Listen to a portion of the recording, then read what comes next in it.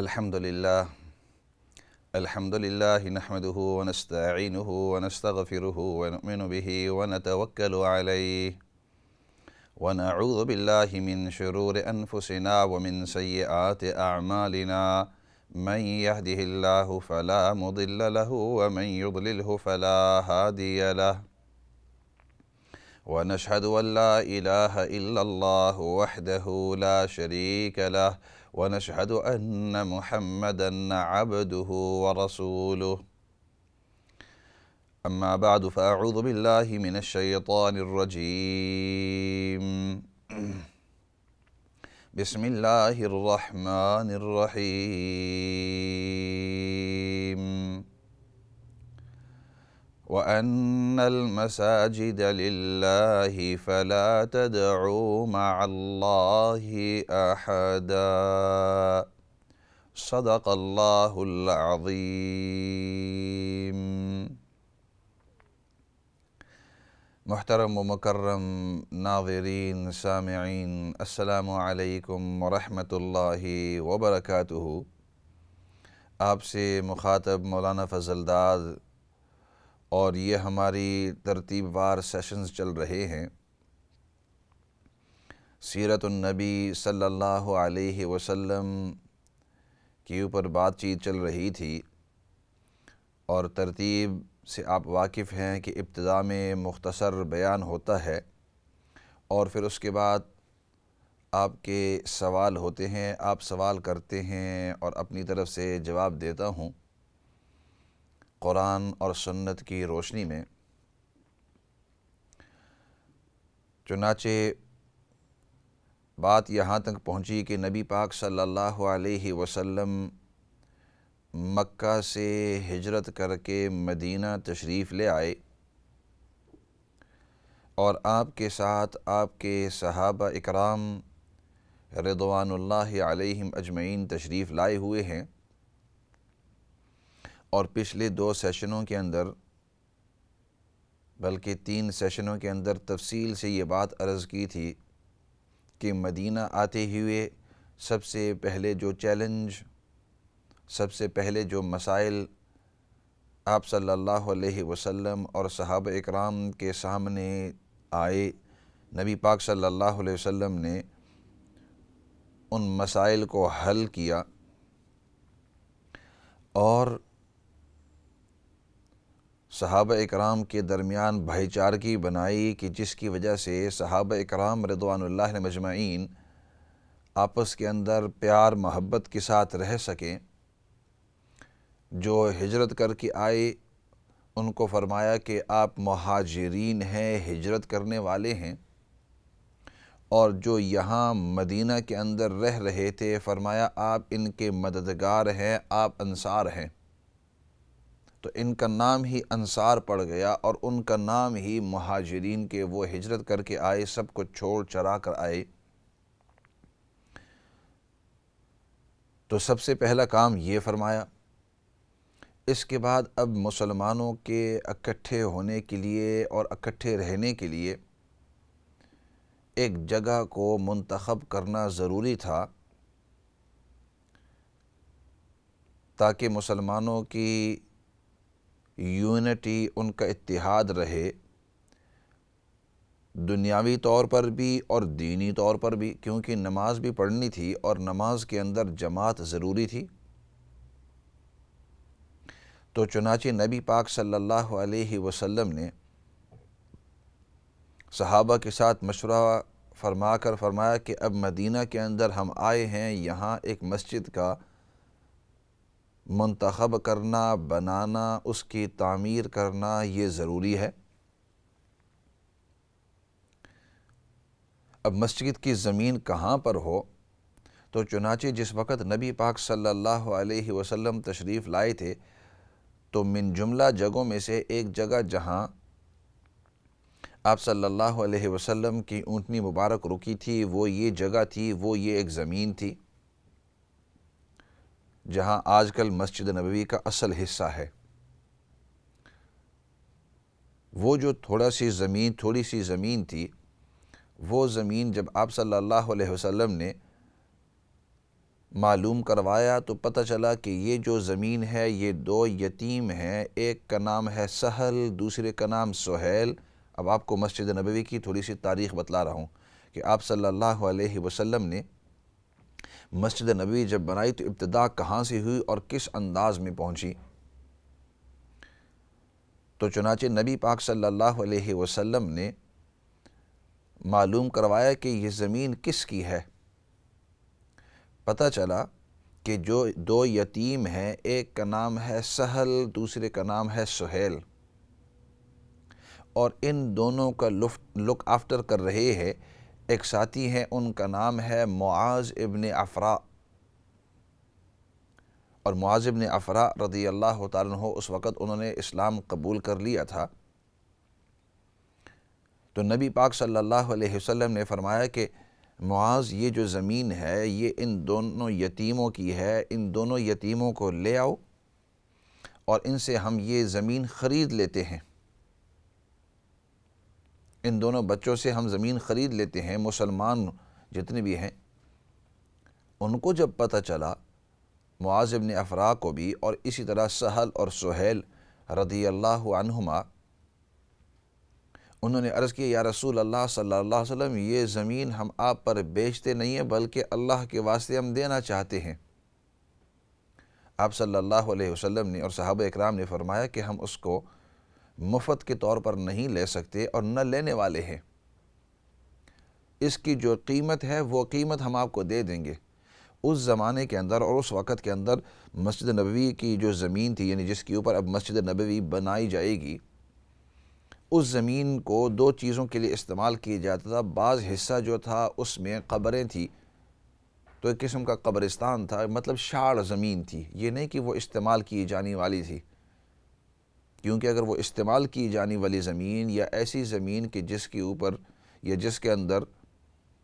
فصل وغیرہ اگتا ہو تو اس وقت آپ صلی اللہ علیہ وسلم کسی سے ایسی زمین نہ لیتے، کیونکہ وہ ان کی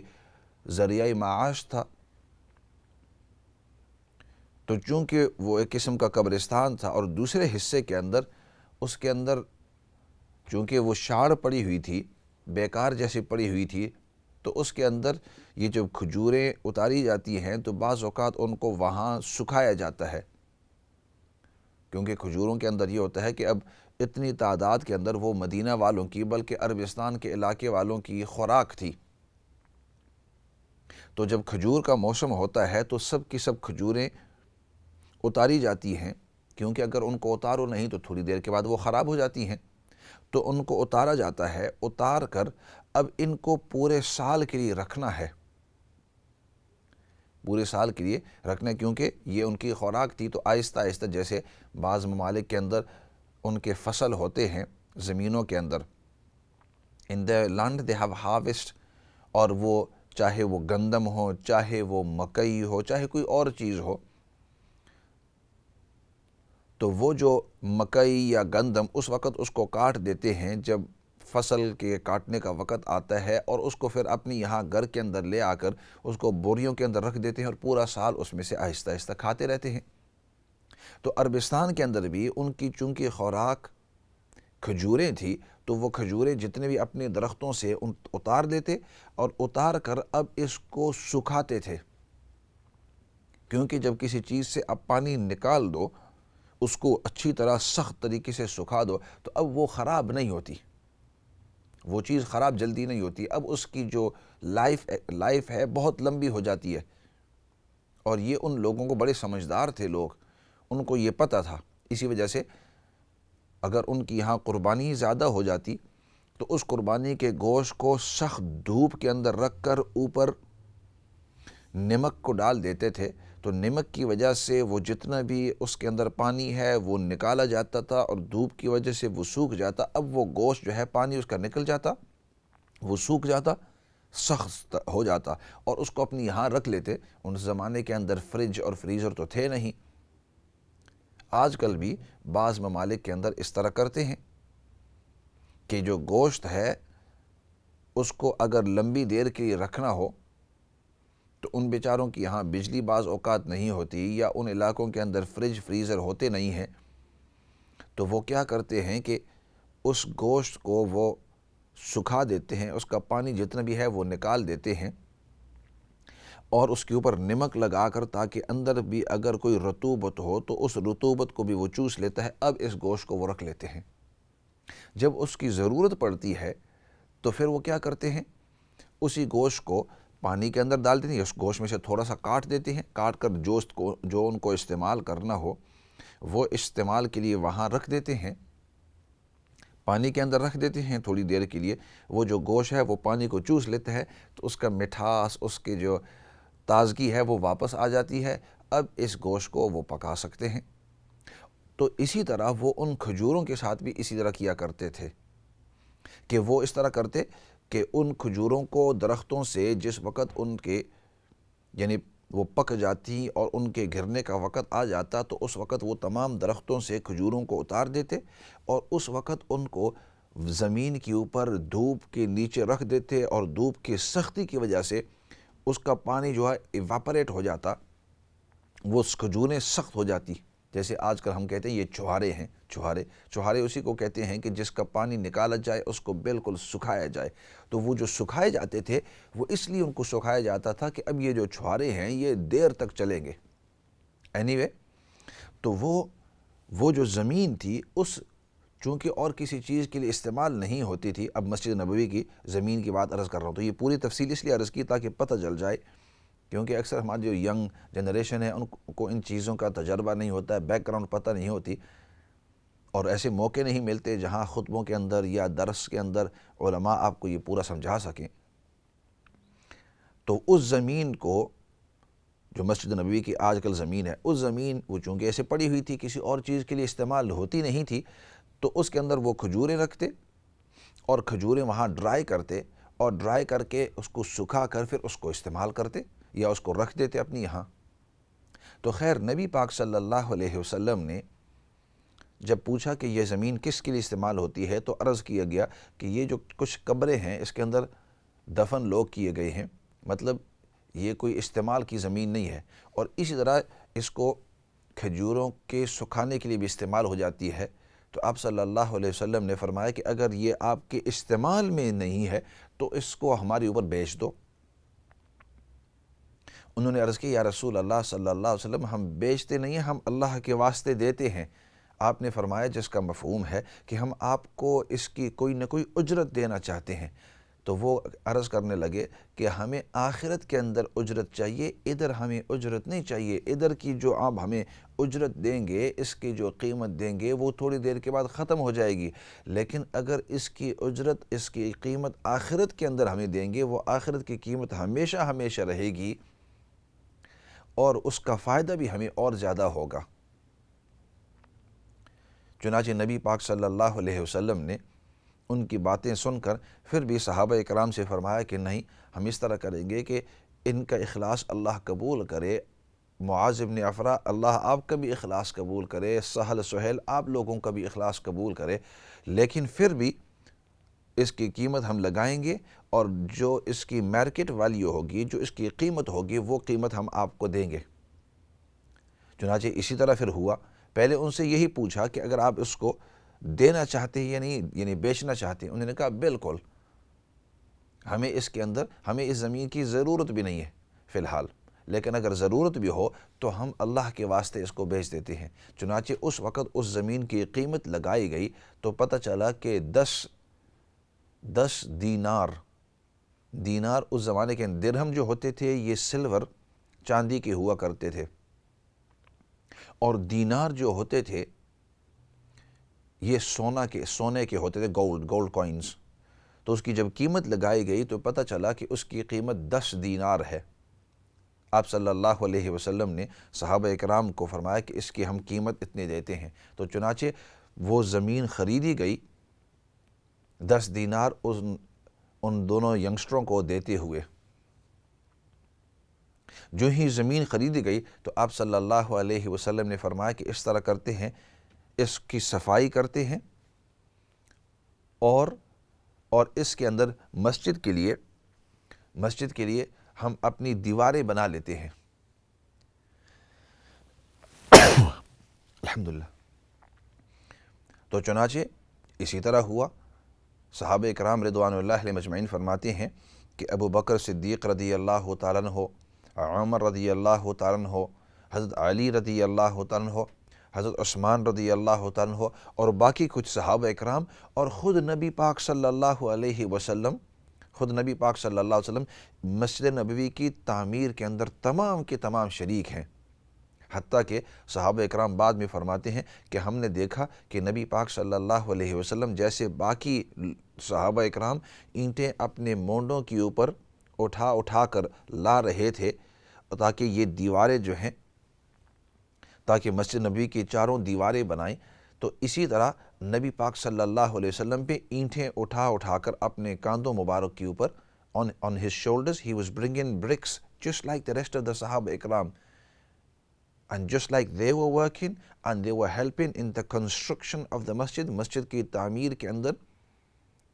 صحابہ اکرام ہیلپ کر رہے تھے اور تعمیر کر رہے تھے، تو نبی پاک صلی اللہ علیہ وسلم بھی ہو بہو تمام صحابہ اکرام کے ساتھ مل کر مسجد نبوی کی تعمیر کر رہے تھے۔ اینٹوں کے ساتھ اینٹیں ادھر بنائی جاتی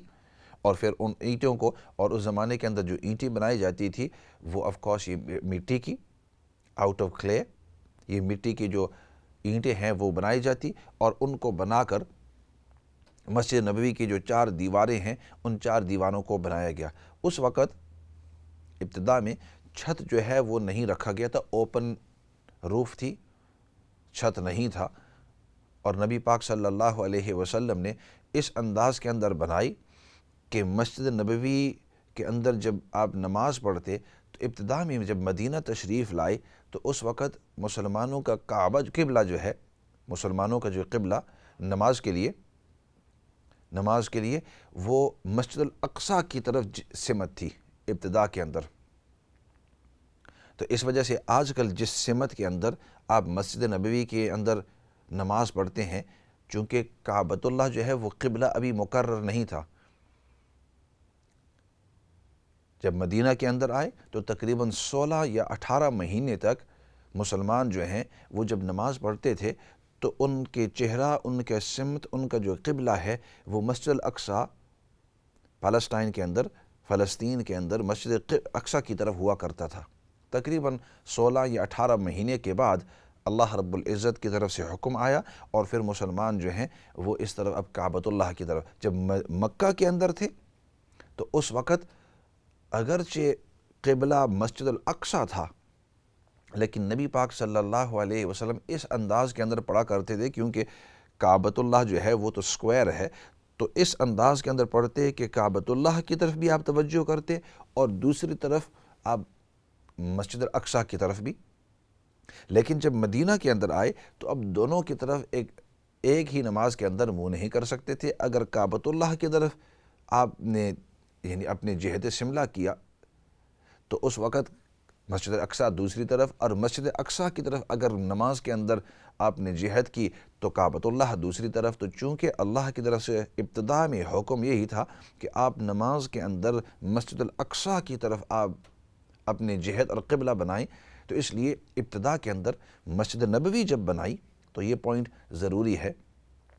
کہ ابتدا کے اندر مسجد نبوی بنائی تو اس کا جو قبلہ ہے وہ کعبۃ اللہ یعنی مکہ کی طرف نہیں تھا بلکہ مسجد اقصی کی طرف تھا۔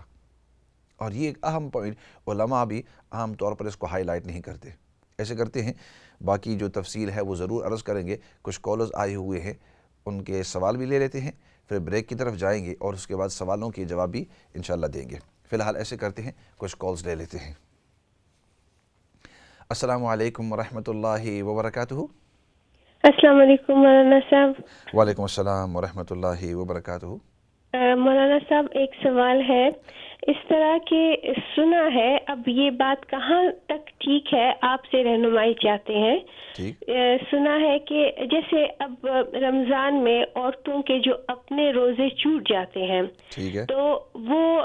رمضان کے بعد تو وہ رکھنے پڑتے ہیں، لیکن اب جو ہے اب ہم چاہتے ہیں کہ نفلی روزے بھی رکھیں، لیکن سنا ہے کہ جب تک ہم اپنے جو فرضی روزے ہیں ان کو ہم کمپلیٹ نہ کر لیں ہم نفلی روزے نہیں رکھ سکتے. تو لیکن میرا خیال ہے کہ اگر ہم نفلی جیسے اب رمضان کے بعد وہ جو 6 روزے رکھتے ہیں اس کا ثواب 1 سال کے روزوں کے برابر بتاتے ہیں. اگر ہم وہ 6 روزے رکھیں اور اپنے روزے کمپلیٹ نہیں بھی کیے ہوں گے اور موت آ جائے تو امید ہے اللہ تعالیٰ سے کہ ہمارے پھر یہ جو اور جو نفلی روزے ہیں وہ کاؤنٹ ہو جائیں گے اور اللہ کے طرف سے معافی ہو جائے گی. تو میرا یہ خیال ہے. لیکن سنا ہے کہ جب تک ہم اپنے فرضی روزے پورے نہیں کر لیتے ہم نفلی روزے نہیں رکھ سکتے. یہ بات کہاں تک درست ہے؟ ٹھیک ہے، اچھا سوال کیا آپ نے، اور آپ انتظار کرتے رہیں، ضرور اس سوال کا میں انشاءاللہ جواب دیتا رہوں گا. اور اس قسم کے سوال ضرور پوچھنا چاہیے تاکہ جس میں آپ کا بھی فائدہ ہو اور دوسرے لوگوں کا بھی ضرور فائدہ ہو. جب اللہ رب العزت نے آپ کو یہ اجازت دی ہے کہ رمضان میں نہ رکھو، رمضان کے بعد جب بھی آپ کو موقع ملے تو آپ ان کی قضا کر سکتے ہیں. ایسے کرتے ہیں، وقت مختصر ہے، بریک کے بعد اس سوال کا بھی اور باقی جتنے بھی کالرز ہیں آپ کے جواب کی طرف آئیں گے تاکہ تفصیلاً یہ بھی سوال اور اس کے اوپر 1-2 اور چیزیں شکیں نکلتی ہیں وہ تمام کی تمام تفصیل آپ سے عرض کریں گے تاکہ آپ کو بھی فائدہ ہو، دوسروں کو بھی فائدہ ہو. ایسے کرتے ہیں، فی الحال بریک کی طرف جاتے ہیں. لیکن بریک سے پہلے یہ بات میں عرض کرتے جاؤں کہ ضرور آپ سوال کریں اور سوال کرنے کے اندر جھجک محسوس نہ کریں، لیکن سوال ایسا ہو کہ اس میں آپ کا بھی فائدہ ہو، لوگوں کا بھی فائدہ ہو. یہ بار بار اس لیے میں کہتا ہوں، کچھ ساتھی مجھے بار بار کہتے ہیں کہ آپ ذرا خوابوں کی تعبیر بتلائیں. تو خوابوں کی تعبیر کے بارے میں نے آپ سے پہلے بھی عرض کیا ہے کہ اس کے اندر آپ کا انڈیویجولی فائدہ ہے، یا آپ کے نام کے اندر آپ کا انڈیویجولی فائدہ ہے. تو اس لیے ان چیزوں کی طرف میں نہیں جاتا ہوں. ایسا کرتے ہیں، فی الحال بریک کی طرف جاتے ہیں، بریک کے بعد آپ سے واپس آ کر مخاطب.